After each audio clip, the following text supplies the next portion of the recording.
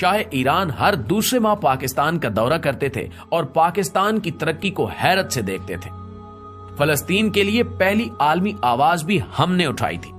शाम, उर्दन और मिस्र की सिफारतकारी, आजादी और बहाली में भी पाकिस्तान का अहम किरदार था।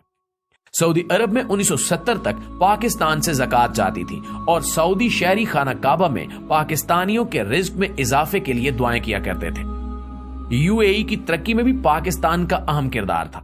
दुनिया की चौथी बेहतरीन एयरलाइन यानी एमिरेट्स का कोड EK है और इसका के कराची है। ये एयरलाइन कराची से स्टार्ट हुई थी।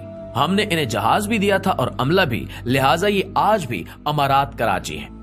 माल्टा के बच्चों के सिलेबस में PIA का पूरा एक बाब है। सिंगापुर एयरलाइन और पोर्ट दोनों पाकिस्तानियों ने बनाई। इंडोनेशिया और मलेशिया की अशराफिया के बच्चे पाकिस्तान में पढ़ते थे। मलेशिया का आईन तक पाकिस्तानी वकला ने लिखा था। जनूबी कोरिया की ग्रोथ में महबूबुल हक के 5 साला मंसूबे का अहम किरदार था।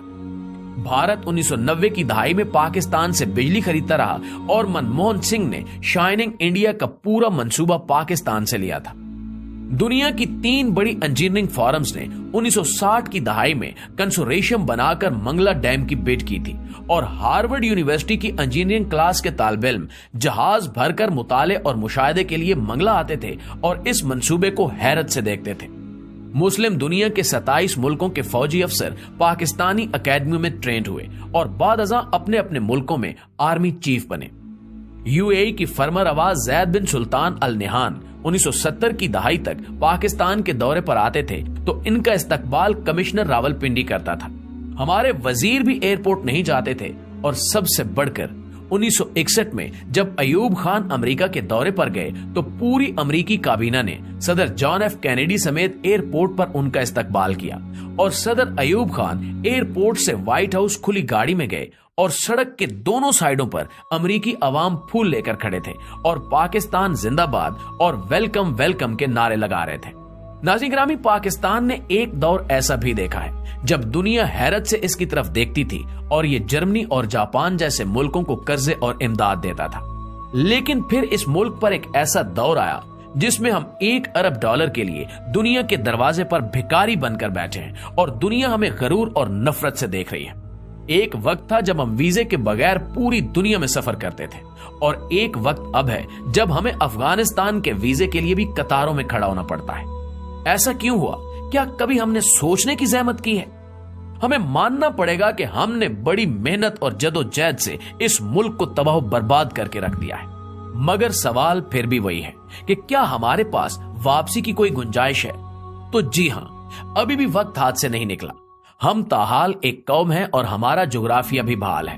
लिहाजा हम आज अगर नींद से जाग उठे, हम आज अपने हाल पर रहम करें तो हम 10 से 20 वर्षों में दोबारा उस लेवल पर आ सकते हैं जिस पर हम दूसरे मुल्कों को इमदाद और कर्जे दें।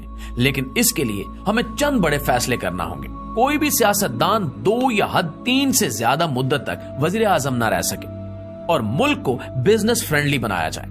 कोई भी शहरी या गैर मुल्की मुल्क में कंपनी खोल सके और कारोबार कर सके और हुकूमत उसे 5 साल तक टैक्स की रियायत दे।